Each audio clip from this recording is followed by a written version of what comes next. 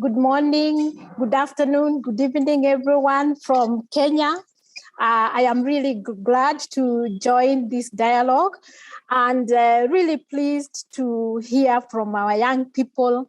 I think most of the times I work in government, and I know that these opportunities to hear directly from young people what they would want to see, what they would want us to incorporate in formal education system are really not sometimes not available.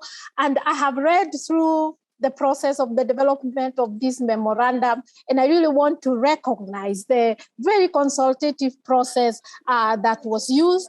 And as we read the memorandum, then we can see these are some of the unique voices that some of us in formal education would want to continue listening to, so that we can ensure that our education systems continue addressing the emerging challenges in education.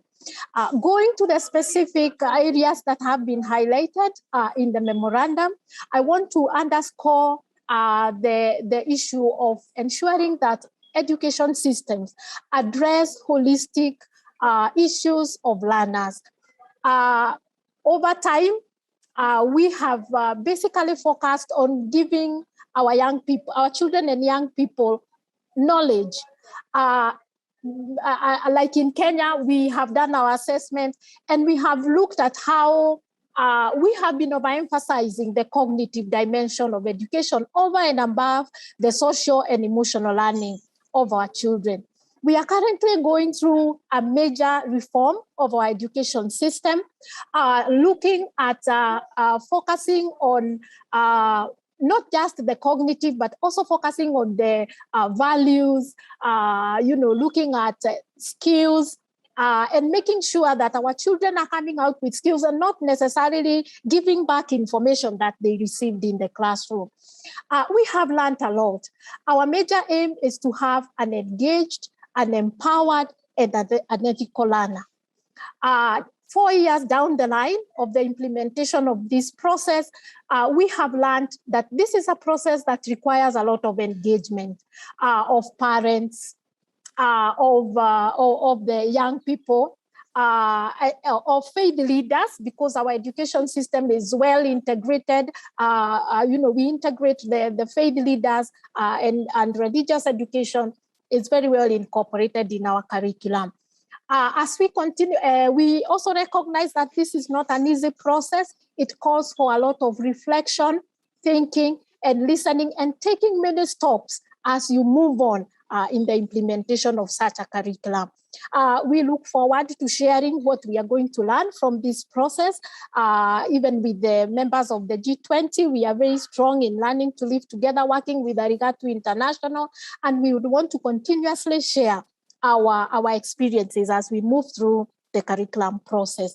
I would also want to focus on the issue of ensuring that we ensure quality. I am currently in the process where we are looking at how we make sure that our system is inclusive.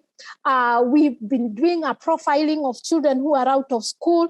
It is amazing to look at the various factors that we have never focused on that have been keeping our children out of school. And therefore, we need to encourage countries, and especially those that have many out of school children, to continue focusing on profiling this, so that then we can ensure that we are having these very tailor-made programs that can address the needs of our learners.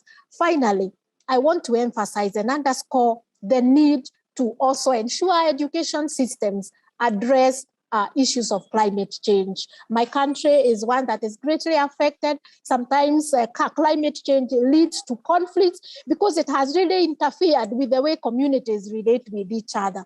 And we are looking at our education system as a key avenue to help learners, not just to be spectators of this process, but to become active agents who can act on matters climate change. With those remarks, I say thank you for listening to me. Over to you, Catherine.